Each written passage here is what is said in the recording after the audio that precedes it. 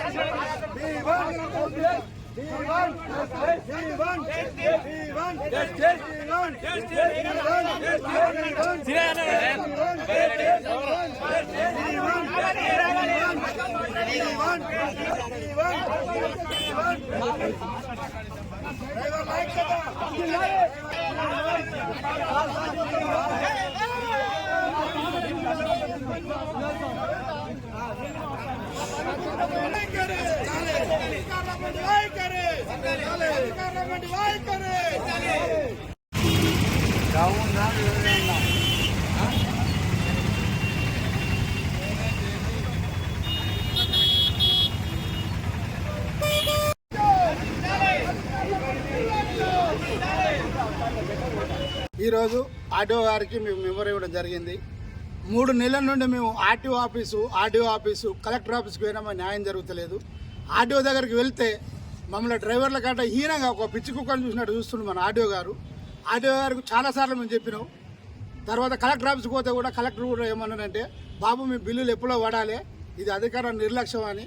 మేము ఆర్డీఓ దగ్గరికి పైన ఎమ్మెల్యే ఎలక్షన్లో కూడా మా ఆర్డీఓ గారు 12 రోజులు బండ్లు ఎలక్షన్లకు పెడితే 10 రోజులకు బిల్లు కొడతారు. నేను ఒకరోజు బిల్లు కావాలని చెప్పేసి మమ్మల్ని బాగా చెప్తాడు. 11 రోజులు బిల్లు ఎమ్మెల్యేలకు చేశారు. ఈ ఎంపీ ఎలక్షన్లో కూడా మేము 4 రోజులు నడిపినాం, 3 రోజులకు ఇస్తున్నట్టు. తర్వాత టాటా ఏసీ వెహికల్ కూడా 3 రోజులు నడిస్తే ఒక్కరోజు వేతనం ఇస్తున్నట్టారు. దీని విషయంలో మేము కలెక్టర్ కూడా కంప్లైంట్ చేసినాం. ఆయన మాకు స్పందన కరువైంది. ఈరోజు మేము బండ్లకు ఫైనాన్స్ కట్టలేని పరిస్థితిలో ఉన్నాం. మా ఇంటికాడ ఫ్యామిలీ, మా స్కూల్ పిల్లలకు పంపించాలంటే బాగా ఇబ్బందులు అవుతున్నాయి. ఈ గవర్నమెంట్ ఏం చేస్తుంది? మాకు న్యాయం లేదు. ఫ్రీ బస్సు పెట్టే కాడికి వెళ్ళి మాకు డ్రైవర్లకు జీవనోపాధి మొత్తం కోల్పోతున్నాం. ఇటు ఆర్డీఓ పట్టించుకుంటాడు, అటు కలెక్టర్ పట్టించుకుంటాడు. ఆ పెట్టిన బండ్లు వేతనాలు వెంటనే మాకు చెల్లించాలని ఈరోజు ధర్నాకారం చేయడం జరిగింది. కలెక్టర్ ఆఫీస్కి పోయాను, ఆర్డీఓ ఆఫీస్కి పోయాను, ఆర్టీఓ గారి వరకు పోతే పాపం ఆర్టీఓ గారు కూడా మాకు సహకరిస్తాను, కానీ ఆర్టీఓ అయితే మమ్మల్ని లోపల కూడా అడుగు పెట్టనిస్తలేడు.